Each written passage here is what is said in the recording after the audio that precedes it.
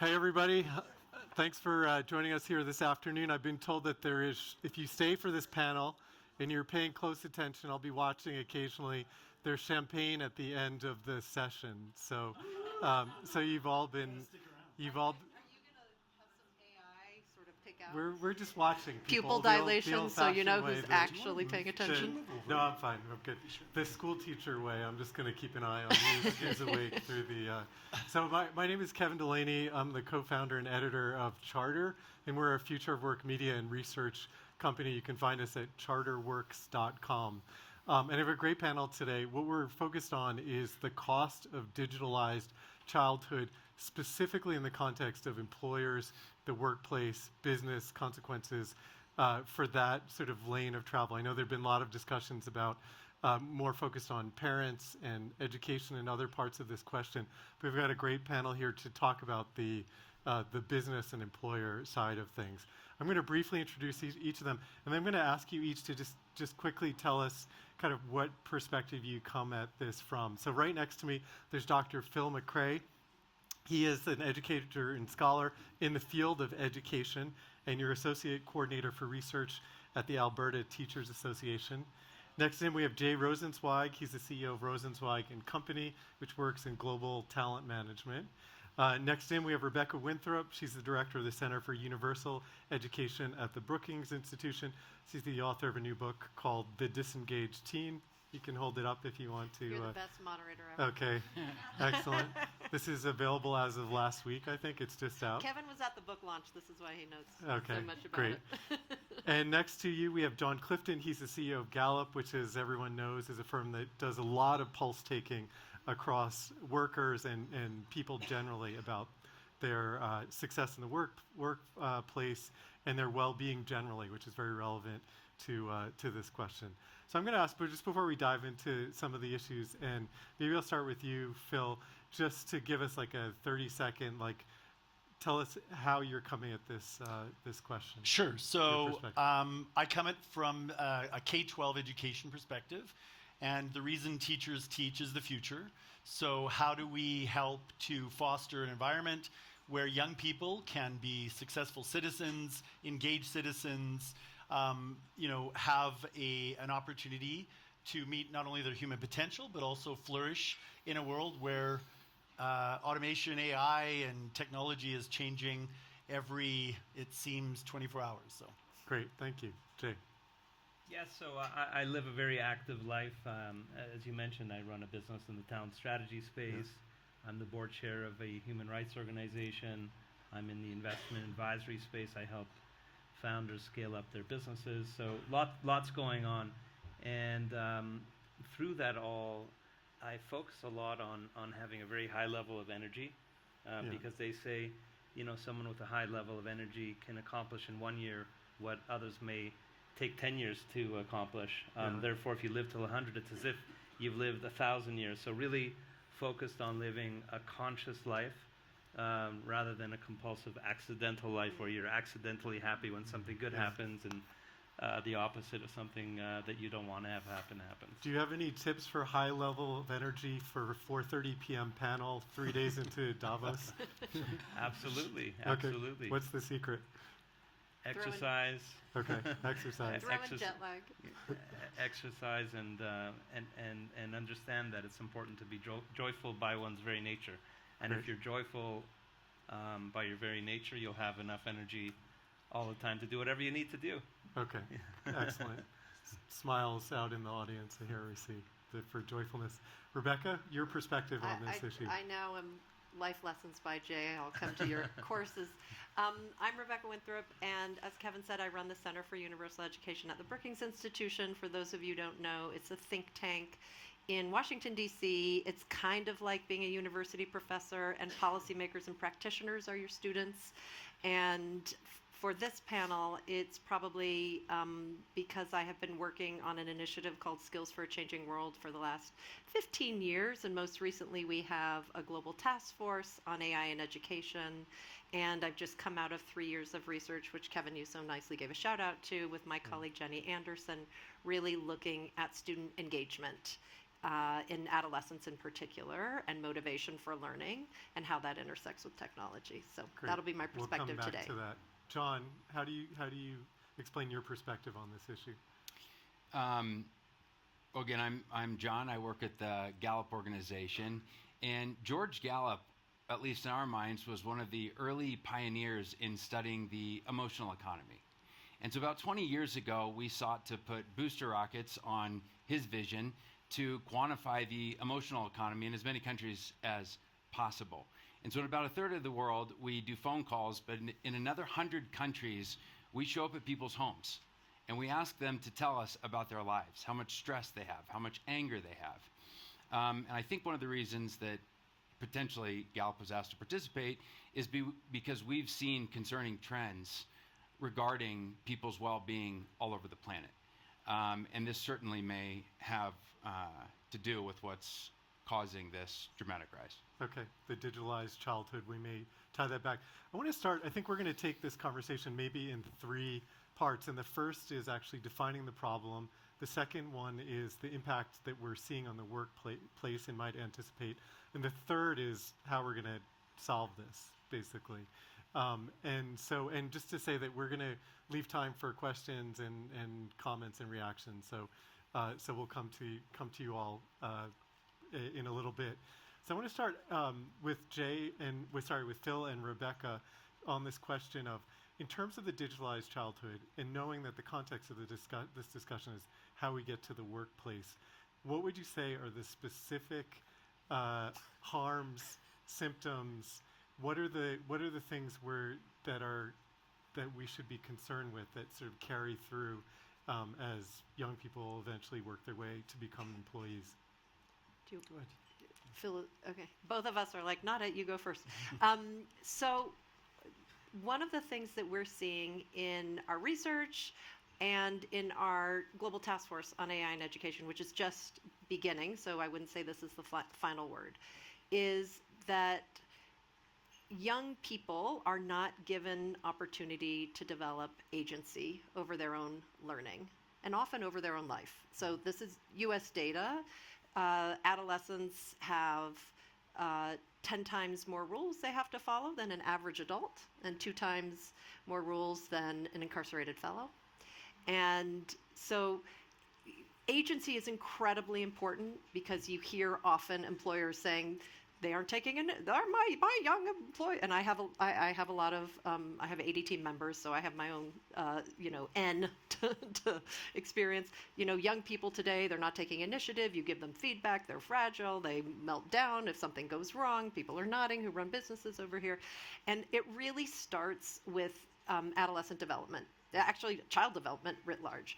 And there's the problem of not being given agency in school over their own learning. Less than 4%. Something we found in the research for the disengaged teen was less than 4% of kids regularly get to explore and have agency over their own learning in middle school and high school. And when you think about that, if you're not the author of your own life, if you're not able to make decisions, choices, you lose motivation, you disengage. And what is super distracting and way more fun? Screens, social media, video games, anything else. And there is a little bit of choice in that in some ways, but not that much. So that is, to me, one of the number one things that I worry about most. And I have another long list, but I want to pass over to Phil, and I can fill in after.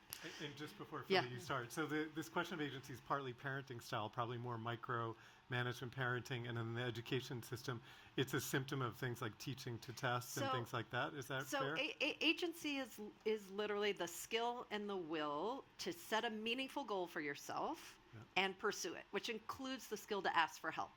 That is something that young people need when they go into the workforce, and they have to figure stuff out. And employers, and I say this as a boss of many young people, it's really annoying when they say, tell me exactly what I have to do it right. Like, that's very intensive.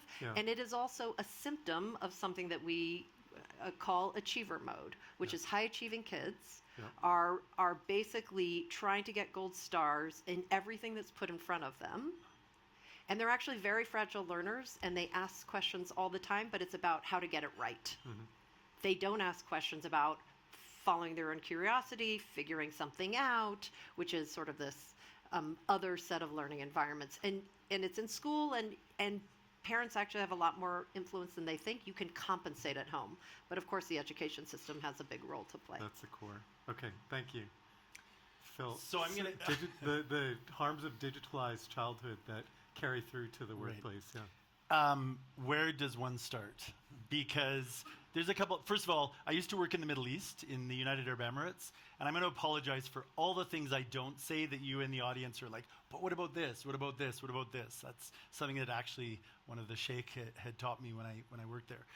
So with those apologies in place, we have young people growing up in a world that is defined by an attention economy. So their devices are always trying to grab their attention. The constant pinging. In a classroom, on average, a student will have a group of students, 30 students, will have between 600 and 800 pings in that class of 30 students, trying to get Snapchat or whatever it is attention. It's one of the reasons that in Alberta, we implemented a cell phone ban recently. We're 6 months into it because of that. So first of all, they live in a world where there's an attention economy. So I think that's one implication of technology, which is also our own as adults. This isn't just young people. I think when it comes to this conversation of work and life outside of the formal education system, one of the areas that I want to really focus on is resilience, the ability to bounce back from adversity. Because for teachers, you want young people to learn how to learn into the future, but also be able to manage the randomness and challenges that we all inevitably face. So what we're seeing is a decline in that notion of resilience. And so we're looking at, yes, there's a mental health pandemic, generally across society, but that lack of resilience is also coming from living 24/7 on screens, right? And some of the dynamics that are at play of a digitalized childhood. And I'm sure we'll talk more about that. Young people being alone together, and not actually having deep, meaningful relationships does not build resilience. Yet having meaningful relationships, or even, meeting somebody for the first time and knowing, like I met Jay recently, 15 minutes, 20 minutes ago, and I know we will have more conversations and, learn about each other over time. But young people are being pulled by these technologies. Mm-hmm. Can I just add one more to this list Yeah, before you move on? Because Phil brought it up, this idea of damaging sort of interpersonal relationships. We hear all the time from employers about Gen Z, Gen Alpha's interpersonal skills. Yeah. And you do need that in the workforce. You need to be able to work with a wide range of people. And for this research, for this book, we followed 100 kids in the U.S. across 15 states over 3 years, not all of them over 3 years, but really got a deep look. And people often say, oh, they're connecting. They're connecting online. And there is a form of connection online. However, it does not really translate to person. So many kids would tell us, I've been texting with my, this girl I like or boy I like, and it's been 2 months. I see her in school every day, and we don't say anything to each other. What do I say to her when I see her in person? I mean, this is not uncommon. Yeah. So developing relationships online, whether it's text, FaceTime, Snapchat, video games, whatever, there is a social component, but it does not transfer. Yeah. And so to think that they can just spend all their time online and then show up in the workforce and be fully formed social beings doesn't work. Yeah. Jon, I want to pull you in. And I know Gallup tracks a lot of indicators of individual thriving, basically. Are there any indicators of youth well-being that relate to this question of tech usage that you're seeing show up in your surveys? Well, I think one of the most concerning trends that we've seen, many of you are probably familiar with the World Happiness Report. That's actually Gallup that produces that information. We simply ask people, rate your life on a scale of 0 to 10. 10 is the best possible life, 0 is the worst. Where do you stand today? And really remarkable research, originally done at Brookings, thank you for that, which showed that there is a U-curve of happiness. Many of you are probably familiar with it. When you're young, you rate your life very high. As you continue to age, you start to rate your life lower. But then as you continue to get older, you rate your life a lot higher, which makes a U. In fact, some suggest that the graph is actually smiling at you, hence the U curve of happiness. But something that happened very recently that's interesting is the U curve bent. And actually where young people were rating their lives in a very high way has now gone down. And the next question is, of course, so what happened? And we think there are a number of causes to it, one being loneliness. Loneliness is something that is debilitating for human beings. There's research now by Juliana Luntz-Holt who says that loneliness will increase your chances of dying by 50% of anything. So this is really concerning. The second piece is financial well-being. We see that concerns, at least in the United States, that there are a lot of young people that are suffering financially. And then the last one, again, these are really hard things for us to put a finger on, but you can see other data that support it outside of Gallup's data, like at UCLA. But suddenly we saw a massive collapse in young people feeling like they have an attachment to a purpose. And that's really concerning. I mean, there are philosophers that have been telling us for 2,000 years the importance of having purpose in one's life. And as soon as that becomes absent for a generation, it's not great. So we think that those might be three things. Of course, sometimes our analysis can be limited to what we've researched and what we can draw from our crosstabs. So there may be many other things, but those are three worth heavy consideration. Jon, have you made a connection between any of them and the increased technology usage? So loneliness sort of lines up with some of the things that Rebecca and Phil have been talking about. Is it possible in your data to draw a clear line, or is that still emerging? Well, if there's one that I can't help but wonder about, which is decline in purpose. Yeah. There was a study, this wasn't Gallup's, but for whatever reason, when people are on social media, their financial well-being or how they feel about their own money declines. If we were robots, how much money we make, somebody shouldn't be able to influence us on whether or not that amount of money is a lot or a little. Yeah. And yet social media makes us all feel smaller about how much we make. And a lot of times money is some people's way or some approximations, not all, because of course there are many professions that may not have high pay. But again, maybe it's too rough of a proxy, but there could be something there about purpose. And the only reason I bring that one up is because I think a lot of us make an obvious connection around social well-being. And I think that's right. But I do think that a lot of these technological advancements are going to have us questioning some of these very paradigms about what is loneliness.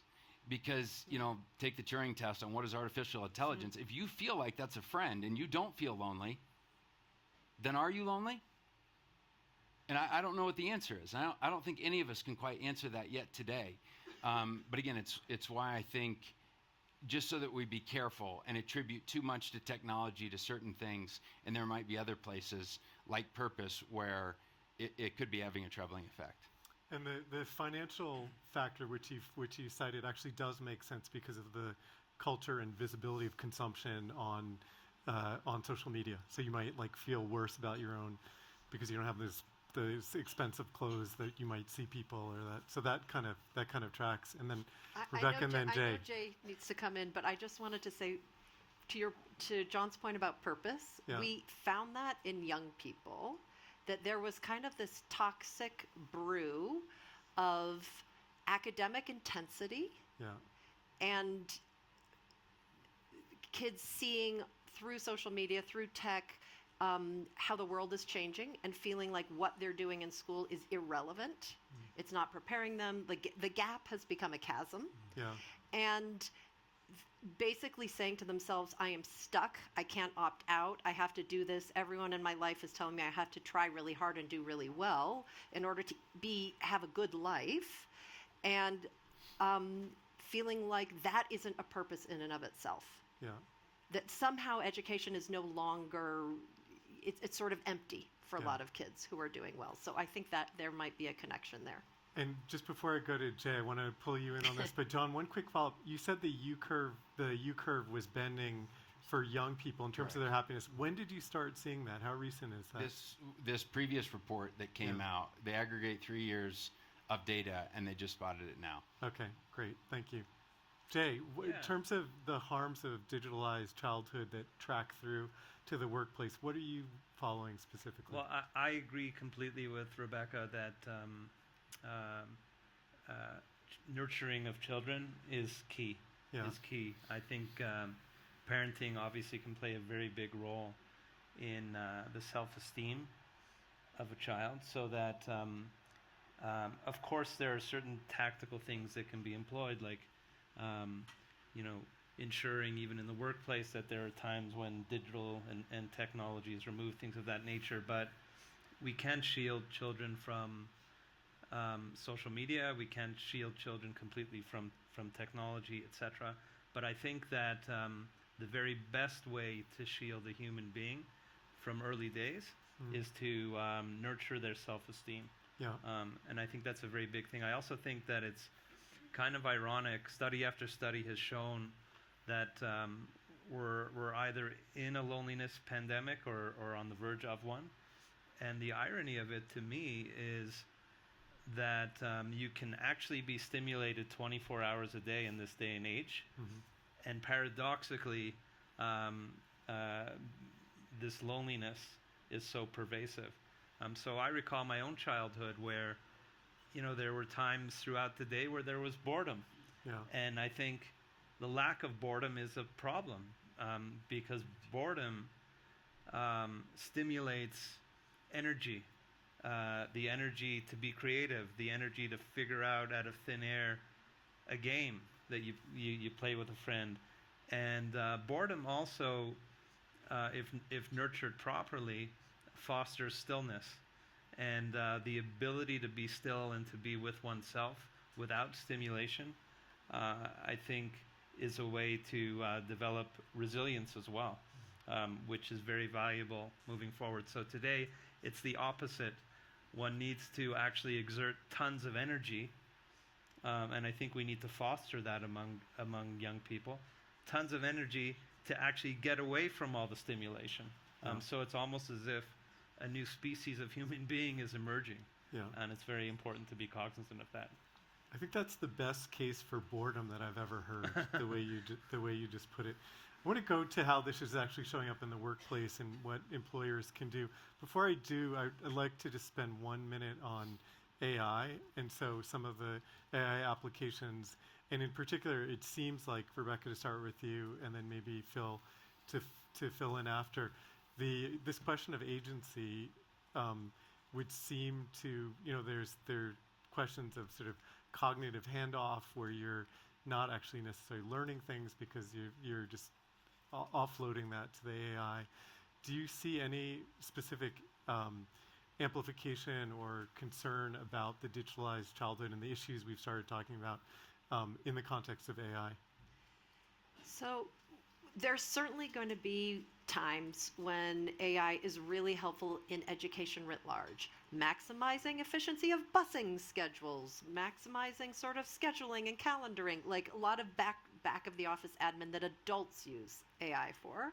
But when it comes to interacting, AI, putting Gen AI into, or predictive AI, into the teaching and learning process with children who are developing their competencies, it is a really dicey game. And I think my main message to everybody is we literally don't know from a child development standpoint. And I gave this analogy on a previous panel, but it would be like if a shoe company said, oh my gosh, I invented these magic shoes. Your baby doesn't have to learn to crawl. They can just shoot right to walking. It'll be great. Just put them on and off you go. Crawling has a developmental purpose. It is spatial awareness. It is critical thinking. It literally wires the left and right brain hemispheres together. You need to crawl to do other things besides walk.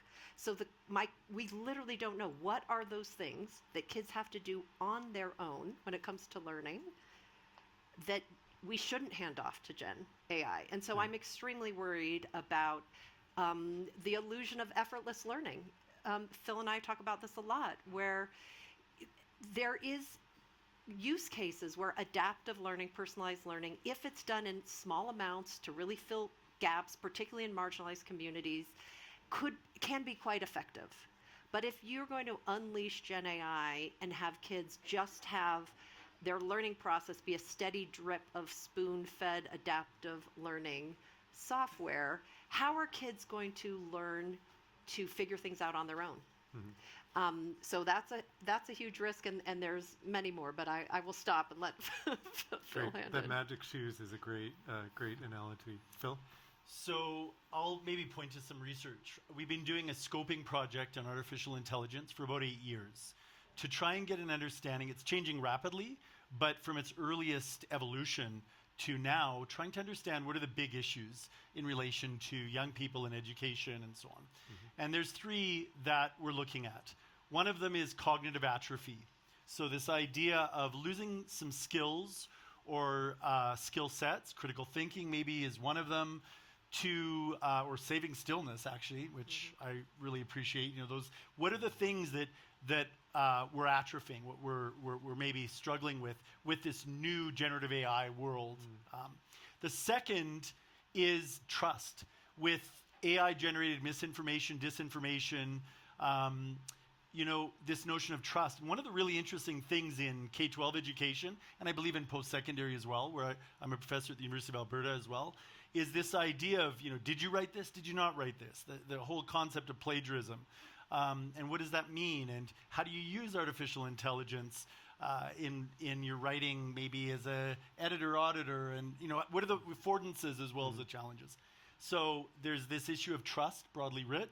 And the third, and for me probably the most important, is something called moral passivity. And that's giving up the decision making to an algorithm. And when I say this isn't an imaginary. I've been in rooms where people have said, if we have enough data on a child, we can use predictive analytics out of the artificial intelligence system to make determinations on their future. And that's a huge problem for somebody who's been in education for 33 years, because our whole purpose is to believe in human potential, to be hope-filled for them and with them, and to do whatever we can to move them forward, right? It doesn't have to be everybody in an academic, but to really believe in a young person, or, you know, even in university, an older person, to support their life trajectory.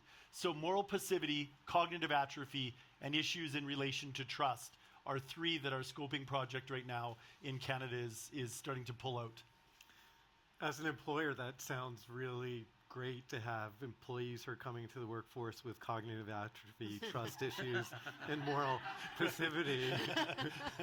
Speaking of and no agency. And no agency, and they're very little resilience and illusion of effortlessness. Okay, now just saying this, I have to say this because I have 700,000 students that ultimately I have to speak to.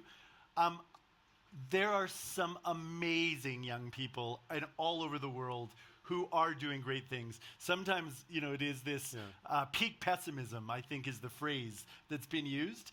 But one of my superpowers is to be eternally optimistic. So while those happen, we do have some amazing young people who are going to define a wonderful, hopeful future as well. So we're optimistic because we're scheduled to solve the problem by the end of the hour. Excellent. So, good.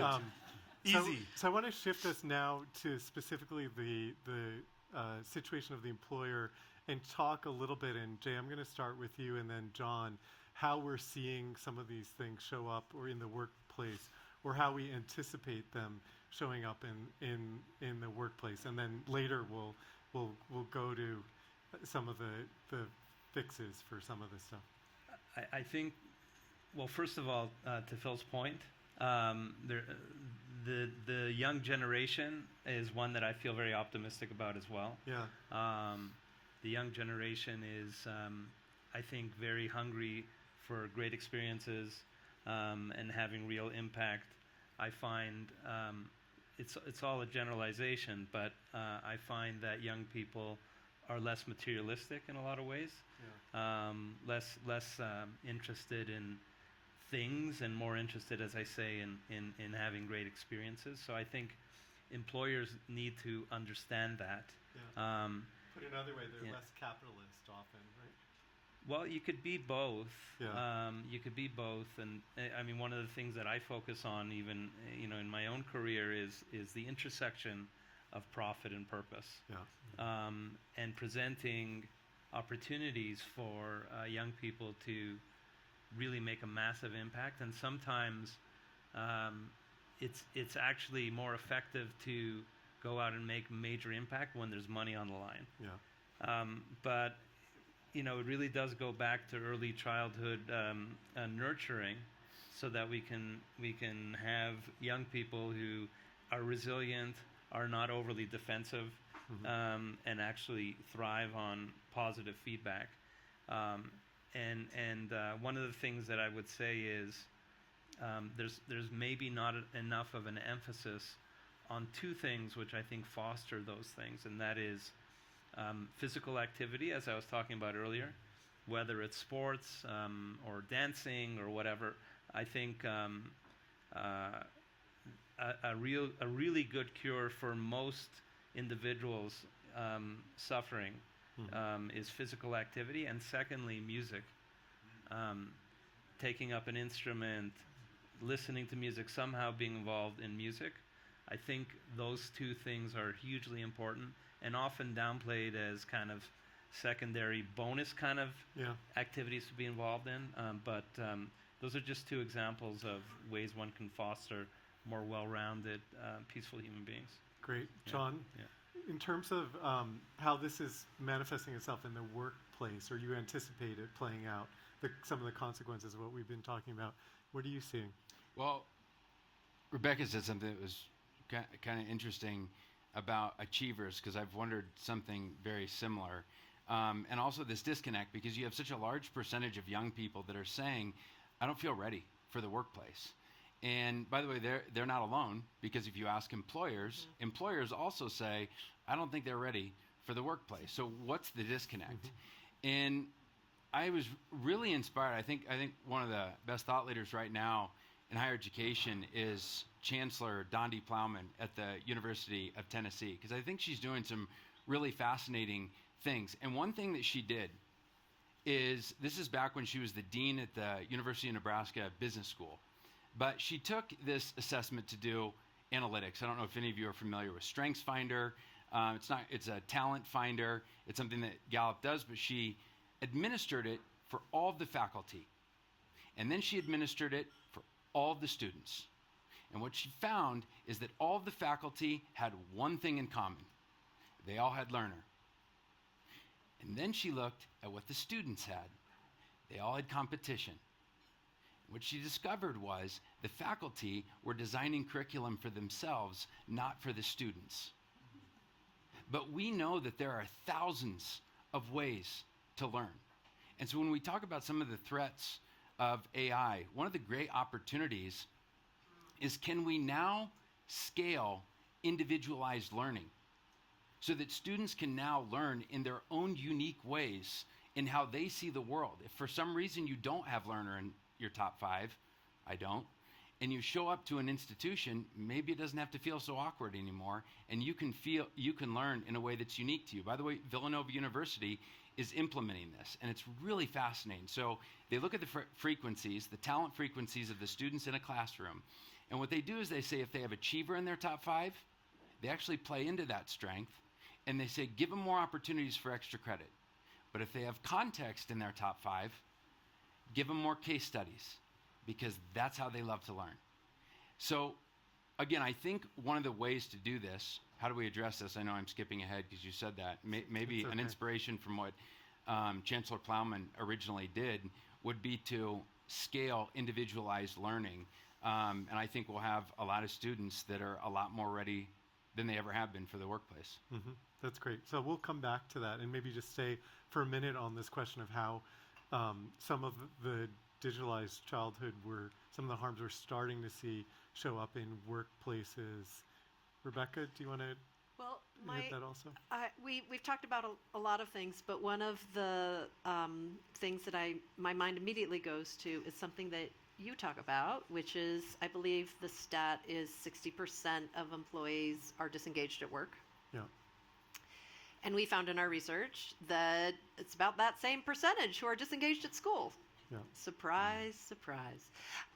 So to me, you know, and we can come back to this to solutions, Kevin. I know everyone's skipping forward, but how engaged you are really, how motivated and engaged you are in what you're doing. And we've been circling around this. It's around purpose, it's around energy, you know, it's around resilience. But how motivated and engaged you are in whatever you're doing is a huge driver in your interest, your attention, your resilience, your creativity. And so I really think people think about employee engagement. They also think about student engagement as sort of the nice to have, like the cherry on the top of the ice cream sundae. And I think it's really like the ice cream. I think that it's the center piece, and they're connected. Young people and workforce Because you're engagement. the same person when you go into the you don't workplace, obviously. you don't graduate secondary school and all of a sudden in 24 hours become a totally engaged, dynamic, energized, self-actualized human being. The other part we've talked about engagement, resilience. The other thing that I've seen correlated with performance or well-being is, and maybe it's a side effect, but is a sense of optimism. So if you ask people, do you believe in 5 years you and your family will be better off than you were now?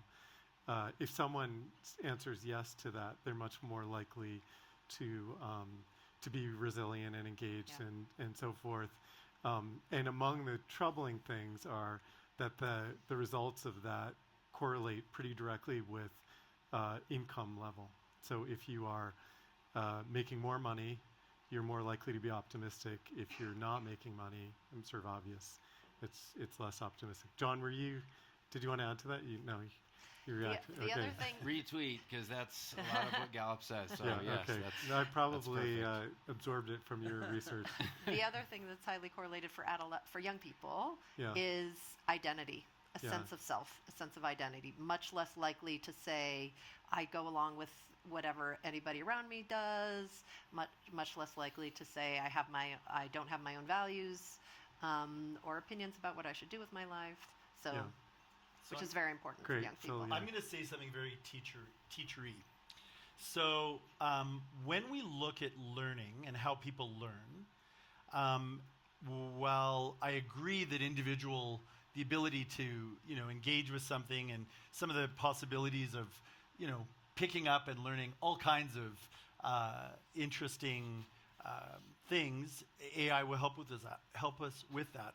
The most complex problems that we're going to face in the world going forward or in workplaces, those challenges need to be socially constructed and through a collaborative learning process. I really believe that there's been a promise of individualized learning for a long time. And I remember years ago, I was at a senior level meeting in a government meeting, and somebody had said, learning, all we have to do is deliver it. We just deliver learning, right? Put the curriculum in a box, and you just sit in front of a screen and you can learn, right? That was kind of the imagination that was presented a decade ago. And learning isn't like delivering a pizza. You don't deliver learning. Learning is part of a discovery process. It's part of a constructed. It's like, oh, well, you have a different perspective there. And you have, it's Vygotsky and social constructivist theory is what we know about learning, right? So there's that background. I think that's going to be increasingly important for the most complex problems we face because we are going to need the most diverse approaches to these complex problems possible. I often say diversity is the source of a system's intelligence. And you can't get that diversity just from a hyper-personalized algorithm. You actually need to hear from different people and perspectives and throw in a little bit of randomness and serendipity into that to have a challenge that helps you think through what those really complex future problems we are all going to face. So I look at the challenges for the workforce and so on, and I think about what can an individual bring to a collective group, to a community? because we never live in isolation, right? So how do we get people to learn about the art of conversation, right? I mean, we're getting into like, what are some of the solutions, which I don't want to go too far. We're about to go there. Yeah. Okay. So I'll let you take us where we're going to go. So just to say that, as I mentioned at the beginning, we're going to open it up for questions or reactions in just a few minutes. Now we're going to shift here before we do. Yeah, go ahead. But so I think you and I are completely aligned, actually, and my intent was not to convey that individualized means that it should be done in isolation. Yeah. And I think, it's remarkable. Anthropic was here earlier, and many of us know that they are working to decode their LLM to understand how it works. Yeah.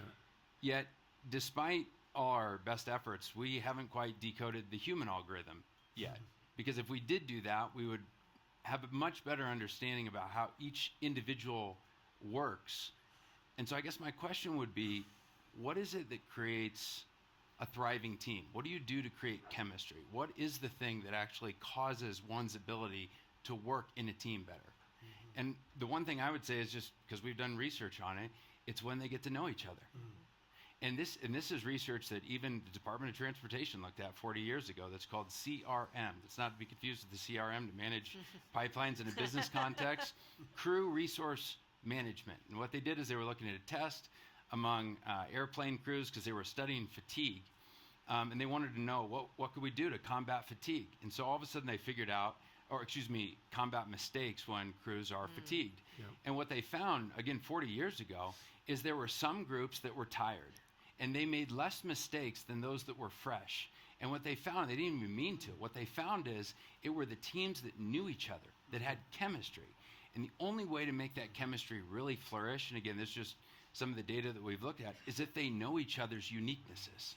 And so again, when I say individualized, it's not to say let's further isolate.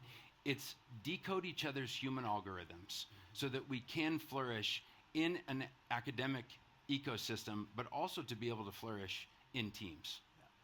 And that lines up with the idea of psychological safety being the key factor. It's the same thing of the performance of teams, Project Aristotle, Google, et cetera. One of the most contentious things Gallup has ever asked in our 90-year history is whether or not people at work have a best friend. Yeah. That's a good question. If you want to infuriate executives or anything like that, walk in and say, do you want to see the data on what % have a best friend at work? Because everyone... What are the reactions? Not great.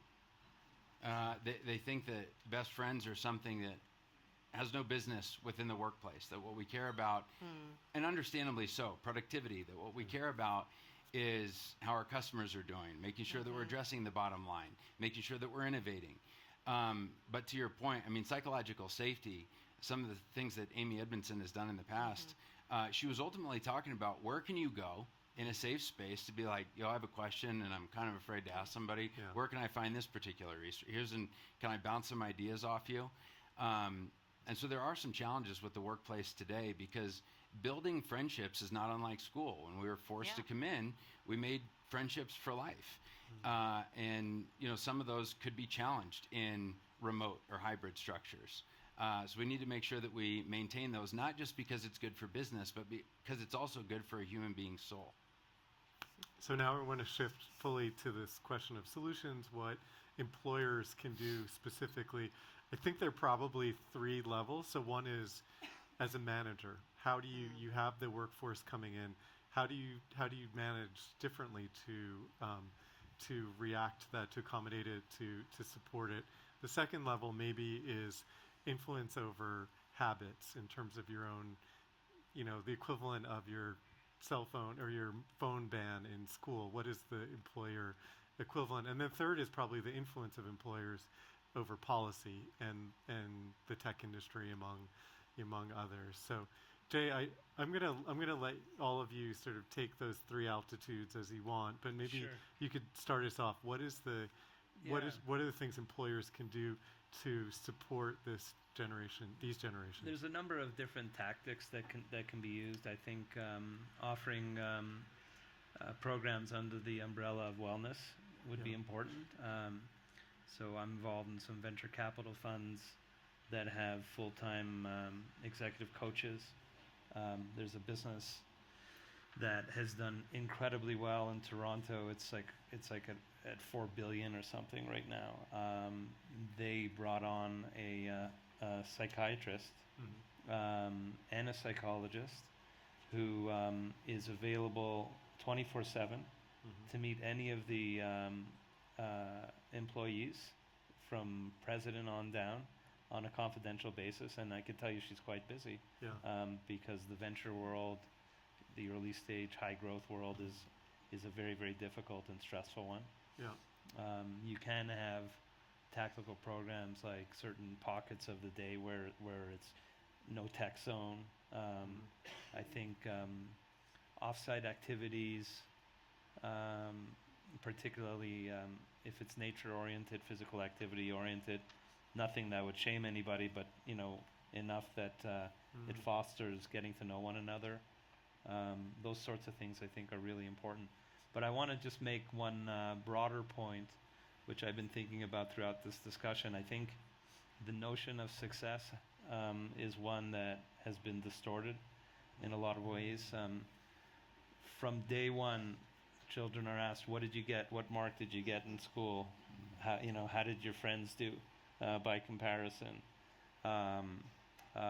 this notion of success, at least in North America where I live, relates to really being one up on someone else, comparatively speaking. Whether it be a nicer car than your neighbor, a nicer house, I went on a better trip than that person went on. It translates into social media as well, which you alluded to as well. I think that it's important, from my point of view, to look at success as trying to be the most full-fledged human being you could possibly be. And that doesn't mean being lax, quite the opposite. It means being intense, but being on the path to being the most full-fledged human being you could possibly be, like every other species. The mango tree aspires to be the very best mango tree it could possibly be. The caterpillar tries to be the best caterpillar it could possibly be. And each of us as human beings, I think, should be striving for that. So success in a lot of ways to me is if you're grounded in that kind of state of being joyful by nature, as I started, anything that comes at you, you know how to be. You know how to surf the waves up and down and enjoy this adventure we call life. I think that's the way we should be viewing success. Yeah. And that fosters happy and productive employees as well. Yeah. And you mentioned the availability of mental health resources, psychologists, psychiatrists to Innoventure. I think it's AT&T has done that. They've made their therapists available to all of their staff, and they're completely oversubscribed. When you put those resources into a workplace, they definitely don't go idle. And I would include, there's resource constraints too, which companies have, but I would ideally include mindfulness workshops, yoga, meditation, things of that nature. Phil, so things that employers can do on these different levels, manager, kind of influence over behaviors, and then in terms of policy. So I'll talk from cradle to grave. I'll talk about actually not just employers, but the whole life cycle. I love what Gallup is doing around do you have a best friend? Because when I talk to early career teachers, beginning teachers, and I just did a big keynote for many of them in Alberta, I say you need to find a bestie down the hall. And what I mean about that, to build that resilience, is that they feel they belong. There's a sense of belonging, which I think is really important in the workplace, because that sense of belonging leads to their ability to be creative, to move forward. So I think that's important. But underlying all of that, and when I say from kind of cradle, from what we can do in the education system into the workplace, is to really foster and support the art of conversation. How do you get people to be able to break bread with each other, talk to each other, look each other in the eye, and have like a social emotional dynamic? When we look at the big bottlenecks to artificial intelligence, things that will not be displaced right away, social emotional intelligence, that sense of empathy, being able to read that is one. Creativity is the second, right? And third is actually fine motor is one of the other big bottlenecks. But trying to foster a sense of belonging through conversation, social emotional understanding, and empathy, I think is really important all throughout life, so that you're able to essentially read the room and know what's going on. That's interesting. It makes me think about family dinners as like one of the ways that parents can do that. Which actually in our work with parents, we say don't bring devices out during dinner 100%. or bedtime, because those, we know first of all around dinner time, that's one of the greatest spaces to protect young people to be able to have that conversation. And then nocturnal screen time is a huge challenge that we've been pushing. My kids would laugh. It's like my number one rule is no phones at dinner. Right. No It's, phones. it's a great it's a great model. And I model it too. Yeah. If I'm in a meeting with you, having a lunch meeting or dinner, I'll never have my phone on. Right. Yeah. So your kids are under the table with their. I've seen that. Rebecca, what can employers do? And then John. So as I'm listening to everybody talk, I just see so many through lines between engaged, motivated kids in school and engaged, motivated employees in the workforce. Yeah. So one of the big reasons why kids check out is lack of belonging. So this idea of asking for, do you have a best friend at work is very similar to, do you feel like you belong at school? Another big reason kids check out is lack of relevance. So feeling like what they're doing has no purpose or meaning, again, similar. And so to me, I really just keep thinking about how can we prioritize engagement at school and at work as a through line. And I think people get off on the wrong foot when in classrooms they think engagement is like jelly beans, rainbows, sunshine, like points, party hats. And at work, like, let's have a really big company party and then everybody will be happy. That's not how you build engagement and motivation. It's in the doing of it. And so one of the things that we found in our research for the book, The Disengaged Teen, was that there was 4 different ways adolescents engage in their learning. And I think it applies to young people at work. Okay. Passenger mode, coasting, doing the bare minimum, trying to do a shortcut. It's the quiet quitters, and frankly, teenagers are the pioneers of quiet quitting. And that is actually about 50% of middle school and high school kids say they're kind of in passenger mode. And engagement is how you learn, not necessarily what you learn. And the grades only tell 50% of the story. You could be getting great grades and be in passenger mode because school's too easy for you. We already talked about it, achiever mode. This is where kids are doing their best, trying very hard to be perfect, not just be excellent, be perfect, which no one can be, at everything that's put in front of them. They end up being very fragile learners, being incredibly busy, and a lot of it has to do with competition. We've talked about competition, social media, and social comparisons in social media exacerbates competition. And those kids end up being very fragile learners, and kids in competitive schools have some of the worst mental health outcomes of all kids. Then you've got kids in resistor mode. They are pissed off. They are, and we're talking about young people, so they're using their behaviors, their voice, probably inappropriately, but they have some agency and some gumption, and they're saying, this isn't working for me. They don't do their homework. They're class clowns. They skip school. There's a whole bunch of kids around the world dealing with school refusal, and it can be very serious. But those are the kids we think of as disengaged. The others kind of coast by, we don't think of. And really what I think we need to do in school and in the workplace, and I would love to turn to John and Jay to be like, what would this mean in the workplace, is get kids into explorer mode. That is where they are, they're showing up, they're cognitively engaged, they're emotionally engaged, they feel they belong, they're interested, and they are agentically engaged. They're taking initiative over what they can do. They're following their curiosity, they're suggesting ideas, they're being given a little bit of choice, and it trains them to be the employees we want.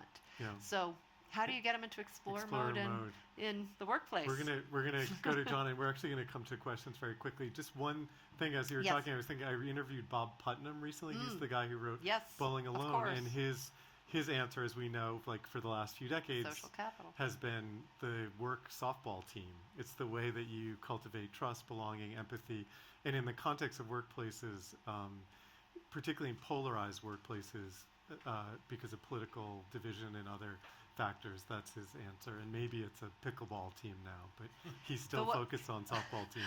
The one thing that I do want to say about Explorer Mode before you guys come to this is that the kids who are in Explorer Mode in school get the best grades in the school. There have been in-class comparisons. Are the happiest, have the best mental health outcomes, and they're actually developing the agency to navigate a world of AI. So we really, really want them to spend as much time as possible there. Great. John, you can round us out on this question of what employers can do on these different levels, and then we're going to open it up for some questions. Well, just to put a fine point on what Phil said, that, this idea of best friend at work, the military, or at least the U.S. military, had figured it out many years ago, which is you join for country, but you fight for your brothers and sisters. Yeah, you're right. Yeah. And there's something similar.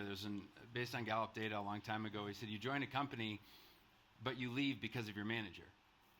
But you could also say you join a company, but you stay because of your colleagues. Right. Yeah. And for whatever reason, there are a lot of executives who don't fundamentally appreciate that. And I think it's because we've largely had this blind spot to what we call the emotional economy. And they're completely focused on the rational economy. And there are some estimates we've determined that our decisions, 30% of them, are based on rational thought, 70% on emotional thought. There are others that say, no, Gallup, actually, you're wrong. Yuval Noah Harari said in his book, I think it was Nexus, he said actually it's 99.9% are emotional, not rational. And so this is why I think the very practice of management hasn't necessarily evolved to fully appreciate this. And while EAP, employee assistance programs, are critical, even employees, the World Union Group actually came out and said, employers, please stop, because you're making it like we're the problem, when actually the problem is the broken workplace. And I'll give you an example of what it means to be a broken workplace with respect to the emotional economy. One question that we ask all over the world is the following: do you agree or disagree with this statement? I know what is expected of me at work. Guess what percent can't fully agree to that particular item? Half. 50% of people around the world go, I don't really know what I'm supposed to be doing. Imagine that. And then your manager comes back to you and says, that's not what I asked. And you're like, pretty sure it is. I have it in writing. But that, from all of this psychosocial analysis that we've done previously, this is what causes the unnecessary stress and anxiety that exists in workplaces today. And it's why when you just overlay engaged, not engaged, and actively disengaged with anger, stress, sadness, pain, and worry, you increase negative emotions by 50% when you don't have this emotional economy figured out. Mm-hmm. And so until we get that buttoned up, I don't know how many, EAP type programs that we can put together to really address negative emotions in the workplace. Great, the emotional economy. So we're going to go to questions now. And the first question is Margarita in the back. Yep. In reality, I have less question, but just 3 comments. Yep. The first, before I forget, John, what you said exactly right now, the last sentence, I think for me this is also the most important. This is, and in reality, again, it's the most important everywhere, in the family, at work, everywhere. And we have to learn it. We are pretty far from it. But just 2 small comments, what I wanted to say, it is about children being in social media. As we heard, they have no choice, they should be there. But I think it's not true. Children should not be there, and it's a very, very easy for them not to be there. With the help of such movements like MAMA and smart-free movements, smartphone-free childhood, we know it's not only possible, but many children even are happier this way. But of course, if they have the smartphone in the front of them, it's very difficult for them to say no. But they don't need it for life. This is for sure. We need it, like we need a car. They don't need a car. They don't need a smartphone. They can live we parents are taking care of their life, and in the free time of them, they take care, care of their lives with the children around them, like they did it 100 years ago. So this is the first, because we hear it many times from, especially from tech industry. We have no choice. But this is easy one. This at least we have choice. And the second, my comment was about education. Like we saw the children in the school and in universities, kind of they don't know why they are studying, what to study, and you know the mood is like that. And I compare, I don't know, to my generation. For the purpose was to study, is to gain money, to make our parents, not to be burdened on our parents anymore.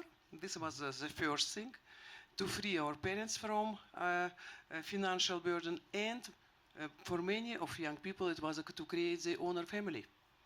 This was just to take care of their life. This was the purpose. Today the purpose is I should find myself. I should find what is the fun. And it was really, in reality, the conversation with my older son. He was 16. And I asked him, what do you have some ideas? What do you want to do? Oh, I want to find something where I find myself. I said, but okay, it can take the whole life. Till now, till then, be a taxi driver. At least you will make money and make some good for the society, and then look for yourself. And this, but I read in the book, before I spoke to him, that this is exactly what our psychologists were recommending us. Tell to your children they have to find themselves. They have, and find themselves, it means, to have, of course, only pleasures from work, from study, from everything. So this is why I think the paradigm what we changed, the priority first of taking really care of life, this was a purpose. We had purpose for our people around us to help them, that we are helping them financially. And today, children, they just don't have this purpose. Thank you for those comments. And you started with a very good point about about there being an alternative to kids being on social media all the time, obviously. Does anybody want to build on this comment about purpose? No? I agree. I think we find that kids, I've done a lot of work with refugee kids who are constantly top performers when they get into school system for that reason. For that very reason. It's like, or immigrant kids, they have to, their job is to get an education so they can provide for their family. It's very clear. And they're quite motivated, engaged. And I think it washes out when kids have more affluence and more options. And there is something about technology moving at such a fast pace, and the sort of pace of learning in classrooms being very different. Yeah. I mean, I'll just add one thing. Margarita talked about social media and the challenges that are facing young people right now. And that should be underlined, highlighted, circled, and talked about. When you walk around here, you should look at the walls. You should read some of the statistics. This is a fundamental issue in schools, in our communities, and it is, when we talk about what are the implications, I was on a panel just before this where Tristan Harris said, this will be like smoking was 60 years ago. We will look at this 60 years from now, and we'll look back on the implications, some of the negative influences, and I think that's a really important, point. Excellent. Thank you. One tiny little thing, I know you want to... We want to go to questions, Yeah, but on this point about social media, the problem is it's landing on parents. Yeah. This is where it's landing. And until we can figure that out, I think one of the things companies can do is support parents to figure out how to help their kids grow up and be explorers. Give them resources to do that. Yeah. Do we have a microphone right there, and then we'll work our way up? Yeah. Benjamin Tallinn. I'm actually also advising a lot of different governments around the world, and education is obviously one part of that. And I love just the last comment, because for me it's also what we are doing is actually an upstream fight. because social media is actually like pollution. So you said like smoking. So it's really, we are fighting in companies, we are fighting in families pretty much against this wave of shortened attention spans. We fight of people losing interest because we actually, and there where I disagree actually, we know how the people are working. We know that the human race is dopamine driven. And actually it's very hard to compete with a machine that is actually optimized to actually really give you the perfect dopamine dose every 2-3 seconds. So that's actually, we are fighting this upstream fight, and I guess it's also sometimes like climate change, and I feel like this education thing is really that we're discussing it's like climate change. The whole planet is changing, and we're thinking about cleaning up our garden while we don't realize that the pollution is coming from everywhere, and we're always just actually in the little tiny thing, and everybody's telling like, oh yeah, clean your driveway. That's your duty. You need to clean the driveway. But we don't talk about that the whole society is actually breaking apart. And I guess this is also the education system. As long as we don't address this pollution, this noise, what I always call it, we cannot find the signal. And that's why employees and employers are in the same boat, because they're pretty much also, we have the same experiences in companies. They have short attention spans. You cannot teach people in a company anything anymore because they're also pretty much addicted to 5-second short reels. So how do we change that, and how actually do we go from this pollution to actually creating a positive change? Because what we are discussing is always kind of like, oh yeah, that's the school system, that's what the parents should do, that's what the employer should do. But I think the problem is more overall and bigger. So thank you. I think that's a fair point, and I know that that has been discussed a lot. This sort of in this exact space, this question of we're talking about employers who are downstream in trying to deal with this and manage with this and support the solution as well. So if we go, can we go over here? We'll take a few questions. Hi. Thank you so much for such a great discussion. I have actually a very provocative question. We're talking about absence of essential skills in our younger generation.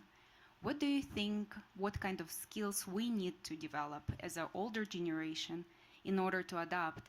Because after this generation is going to be a new one, and I don't think we will be able to pull all of them to our level.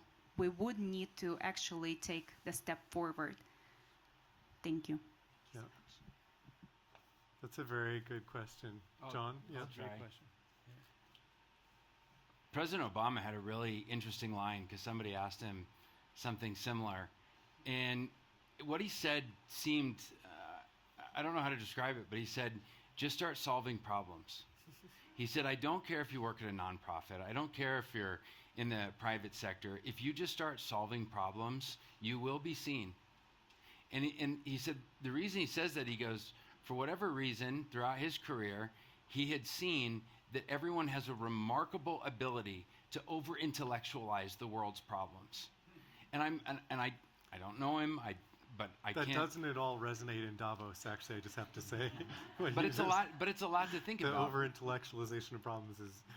And so, but I think the point is, and I think there are a lot of executives that feel the same way, that you get inundated with encouragement. We got to do more. You got to do this. Executives don't want that.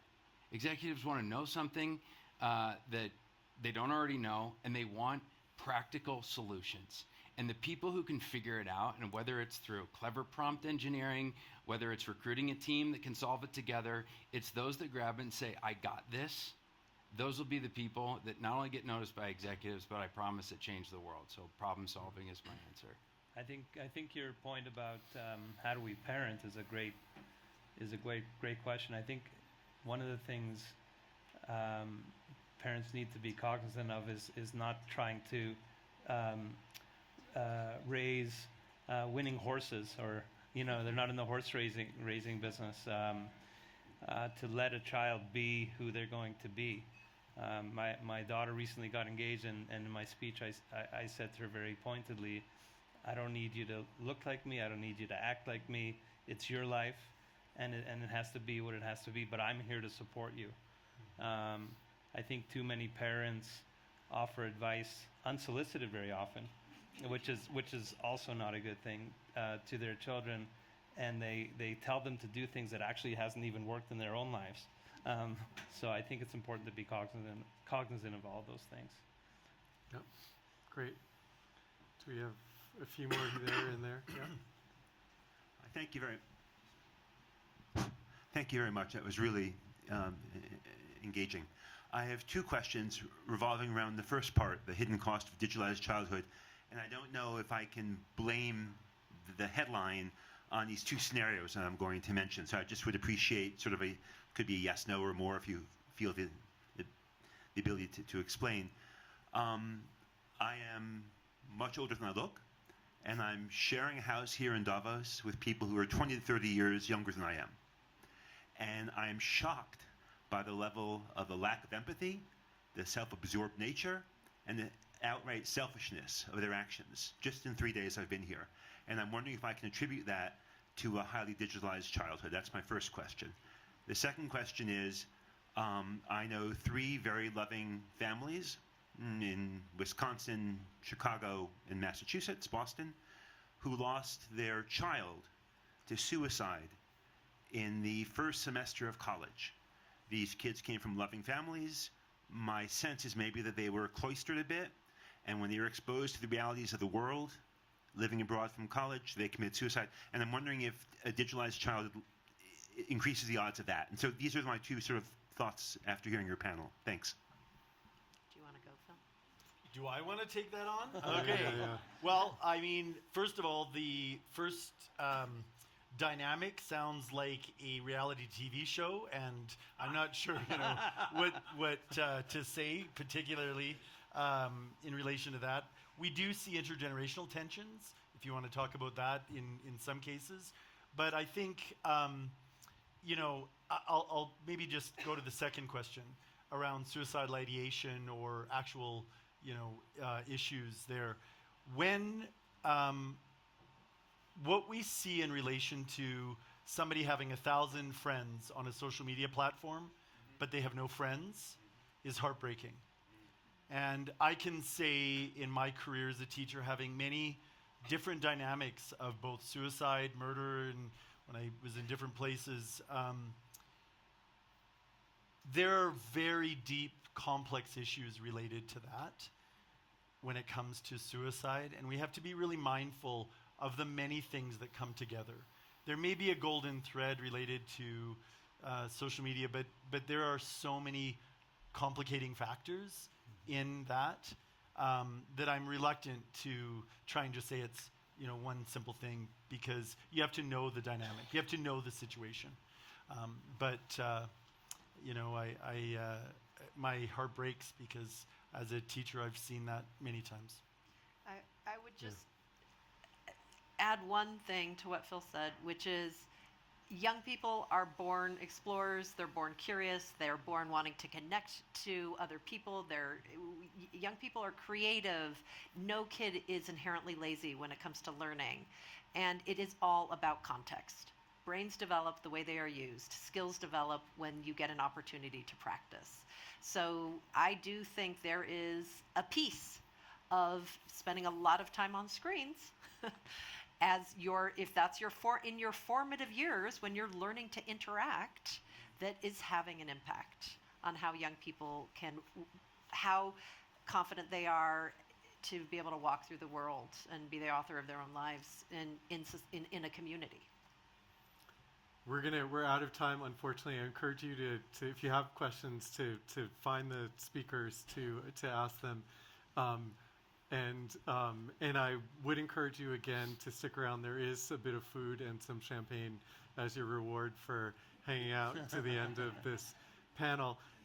In terms of the themes that we've covered here, I think as several people pointed out, I think everyone here believes and acknowledges that the problems of the harms of digitalized childhood are upstream, and the pollution then we're talking about how to mitigate in the context of the workplace. But obviously the real answer lies in actually solving the pollution at its source.